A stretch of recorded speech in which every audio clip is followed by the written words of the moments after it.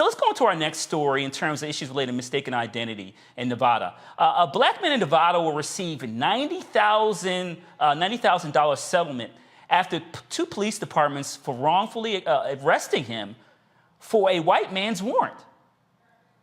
24-year-old Shane Neal Brown was pulled over for having his headlights off, but was mistaken for Shane Neal Brown, a 51-year-old white man with a felony weapons warrant.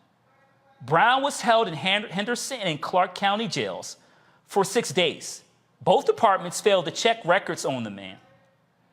Brown's settlement is close to Nevada's maximum cap of $100,000 for suing a government entity for negligence. I want to go back to our panel on this issue because I noticed some states have these cap maxes. So in my opinion, the money he received certainly is not nearly enough in terms of how he was treated. So let me go back to Scott on this issue. Scott, what are your thoughts about how the police department handled this? One, then secondly, what are your thoughts about these which is obviously a statement passed by the legislature, started by the governor at some point, these caps for when the government misbehaves? Yeah. Incompetence, laziness. It actually happens a lot if you were to go from state to state because every life, the police don't see us, right? That's a light-skinned brother or Hispanic brother. The picture was up, right? He doesn't look white. The warrant said he was a white man before a weapons charge. And it's just incompetence and laziness and really not caring. They look like two different people. Eventually, they got it right. And eventually, it took them quite a bit of time. But again, this happens a lot because the police simply are not being excellent every day. And so $90,000 is close to the cap. Every state has different caps on wrongfully incarcerating individuals or wrongfully, you called it negligence. They can wrap it up whatever way they want to wrap it up. But if you're spending time in jail wrongfully, you ought to be compensated. There are states that have insurance limits on people charged, wrongfully charged and incarcerated and wrongfully imprisoned. They have caps like $1 million where the gentleman or the person has been in jail for 27 years and they fight to keep you away from that million. In Illinois and New York, there are no caps, I don't think. And so there's no federal legislation or law that governs wrongful incarceration of individuals and how they should be compensated. There's no uniform code on that. And so depending on where you commit the crime, depending on where you are incarcerated, if you get out because of DNA testing or because of good lawyering, the next fight is not just that you got out, but the next fight is the state going to compensate you at a level that would be appropriate for being wrongfully imprisoned? Most states don't. Some that don't have limits, each of them are going to make you fight for it because guilt on their part doesn't play into the amount of dollars they're trying to hold on to.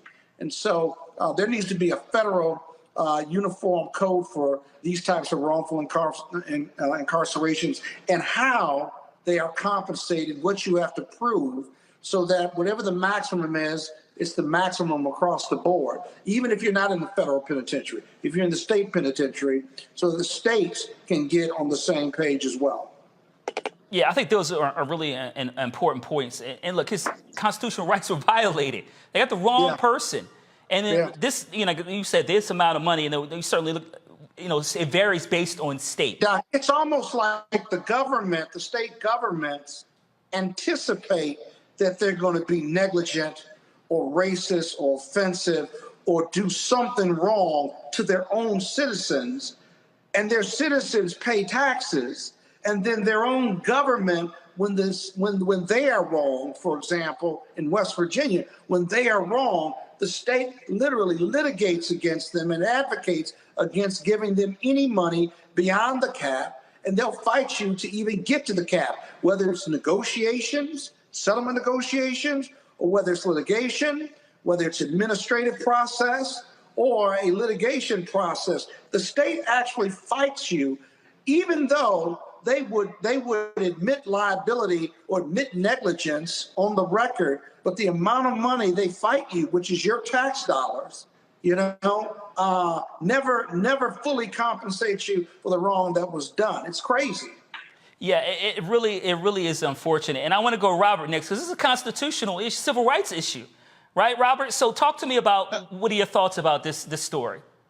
Absolutely. And when we talk about the George Floyd Justice and Policing Act, we talked about this concept of the waiver of qualified immunity or sovereign immunity when it comes to suits against officers and municipalities. Yeah. That also has to come, should have, and hopefully in the future will include this idea of uncapped liabilities. The only thing that changes the way that people or entities act is the threat of litigation. Oftentimes, Scott will tell you that. Any trial lawyer will tell you that. And so, right now, $90,000.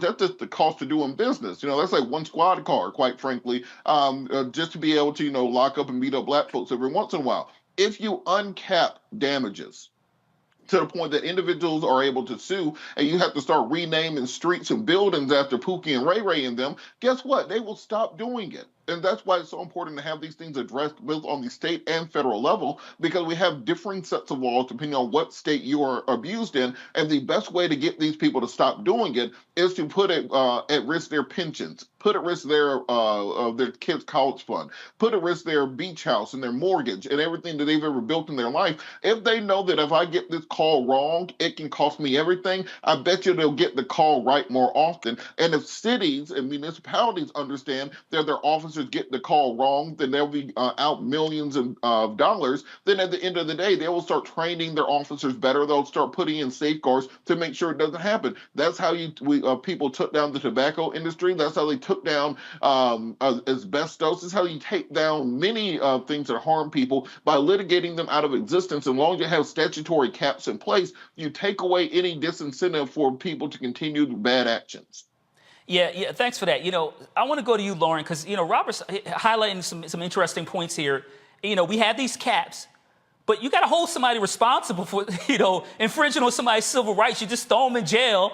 Obviously, the police didn't do in terms of checking, using the checks, whatever checks and balances they have in place to make sure they had the right person. So what are your thoughts about this case? Well, as Scott said correctly, it's laziness and foolishness. I mean, the guy, not only does he not look like the guy, they're not even the same age. I mean, somewhere on the description should have said the suspect's age, and those two guys did not look like they were close in age. So who the hell knows how that happened? I mean, it's just dumb.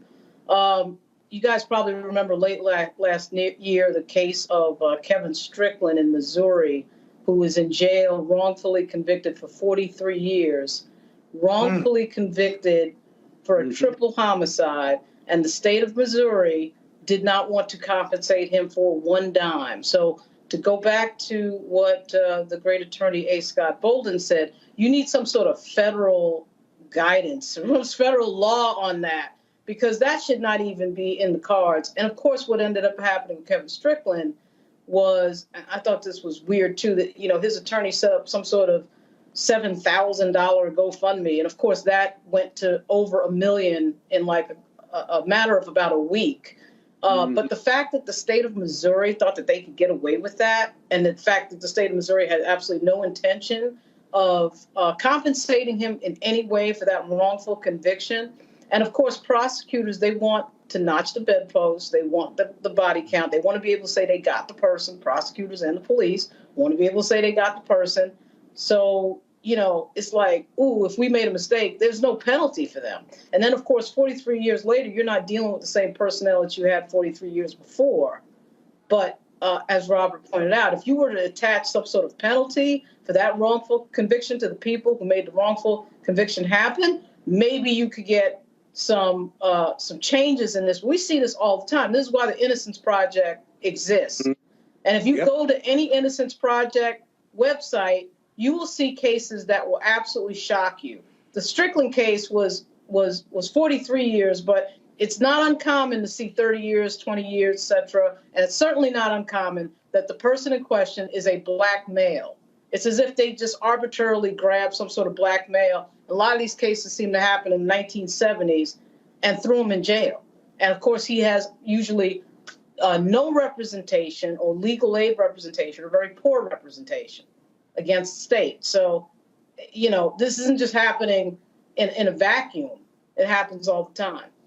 Yeah, Lauren, you highlighted a few good points. It's reflective of a flawed system that disproportionately impacts Black and brown communities. And you're right, we've known this for decades. It's books, stories, research studies.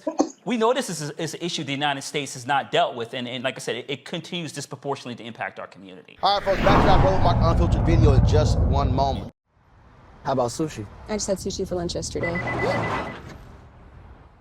How about tacos? Automatic emergency braking, one of 6 advanced safety features standard on every 2022 Chevy Equinox. Find new technology. Find new roads. Chevrolet. Folks, Black Star Network is here. Oh, no punches! I'm real revolutionary right now. Support this man, Black Media. He makes sure that our stories are told. Thank you for being the voice of Black America, Roland. Stay Black. I love y'all. All momentum we have now. We have to keep this going. The video looks phenomenal. See, there's a difference between Black Star Network and Black-owned media and something like CNN. You can't be Black-owned media and be scared. It's time to be smart. Bring your eyeballs home. You dig?